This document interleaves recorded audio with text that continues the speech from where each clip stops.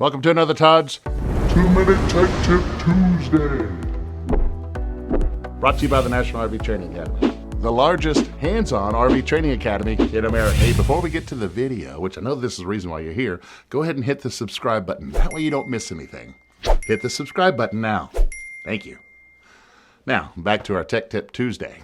Hey, this week we're going to go over what you need to know before you buy RV inspection. Do we need it or not? I'm going to introduce to you Brenda and Dana, some of the inspectors here, and we're going to go over why you need an inspection. So, Brenda, I'm going to toss it over to you. So the majority of the time it is a pre-purchase inspection. I would say the number one reason people do it is because they want to know what they don't know about that RV.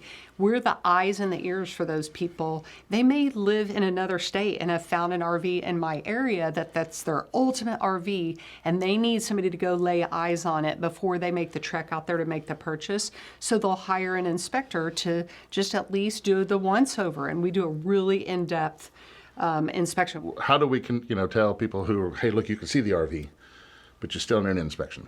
Exactly. So some people still go look at it in person, but they need a professional set of eyeballs on it. Somebody that has been trained. We are both certified RV inspectors, and we've gone through an intense process to know exactly what to look for in regards to safety, proper operation, just anything that you'd want to know, and to help you make a better informed decision, a purchasing decision. We take the emotion out of it. Yeah. So they want that RV. That's what I was going to get Yeah, at. they're going to find nothing wrong with it because they want to.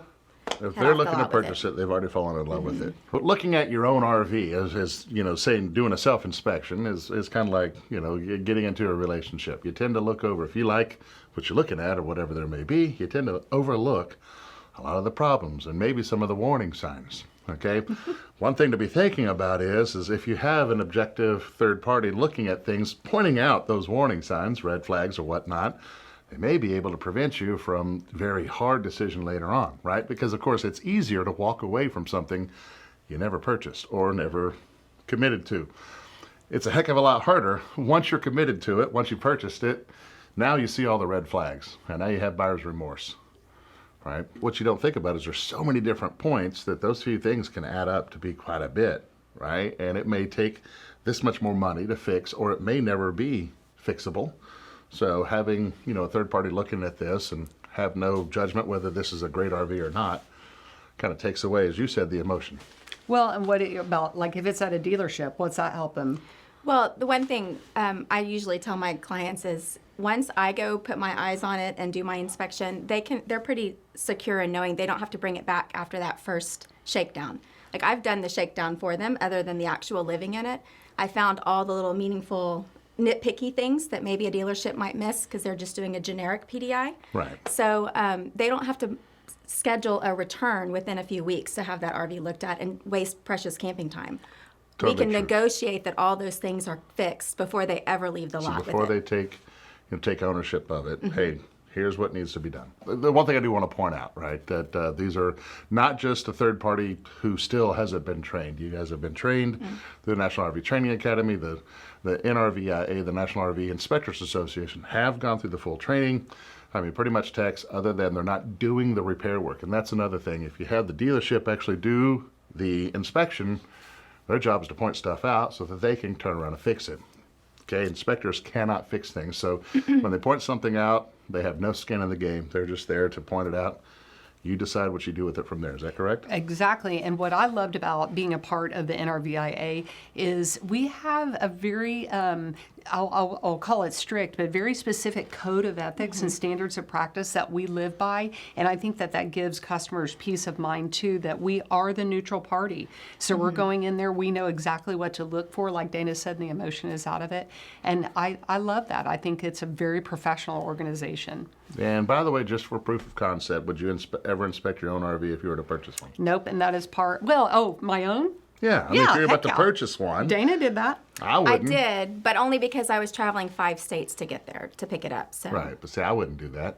I'm going to hold true to what I said. If I'm going to fall in love with it, I'll still hire someone to come in and do an inspection. I see what you're saying, Yeah. yes. Yeah. I could see that too. And if she weren't able to go there, I know that we'd feel comfortable calling one of our own inspectors. And I have had inspectors Cheap. from other states. That's what it is, they're cheap.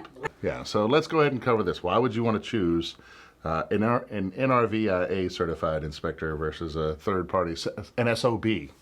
Some other brand. I like it. What do you think? They're a bunch of SOBs. That's what it is. Personally, I don't know what those other inspectors have gone through as far as their training, so I don't know. Do they have a code of ethics? Do they have standards of practice? Are they looking at, the 500 plus points of inspection that we are through NRVIA? It's level 1 training is what it is. Yeah, level. To be honest, it's level 1 training. Okay. Here's what a water heater is. Okay. You've got a water heater. Check. Check. And then we're going that extra mile. And Right. we have dozens of points of inspection. We're digging per into that item. water heaters. So we're many more checking the aspects. functionality to find out whether the components, each component operates as it should, as intended, or if there needs to be a qualified technician look at it. Exactly. So I know that for sure. Our value proposition is our training and how in depth we go. And I have counted up the line items, and there is well over 500. In a premier level, and maybe on a big diesel pusher, could be 800 to 900 points of inspection. It's And intense. Personally, I'm putting my name behind that inspection. So it's my integrity and it's my livelihood. So I want to make sure that my customers are 100% completely satisfied with the product that I provide them at the end of the day with that report so that they are happy and don't have to. All right. So if you'd like to learn a little bit more, or maybe hire your own inspector, where should they go? www.nrvia.org, and we do have a locator map on there. You'll find all of us all over the country. There's your tech tip. All right, before you get to the bloopers, which is why you're here in the first place, the RV industry needs thousands of RV technicians and inspectors, and now is the perfect time to do that. If you want to make more money or have more control over your time, go ahead and click the link below. Or if you just want to learn how to fix your own RV, got something for you there. Head over to rvtechcourse.com and get started today. Now for the reason that you're at the end of the video, roll the bloopers. Hey, this week we're gonna go. Feel so. Here's my zone. Turn sideways. I'm gonna go ahead and introduce to you both Brenda and Blondie. Oh, they don't like that. Or Dana. Or Dana. So let's do this again. I know, but I don't know that I get any thinner. Well, there's room.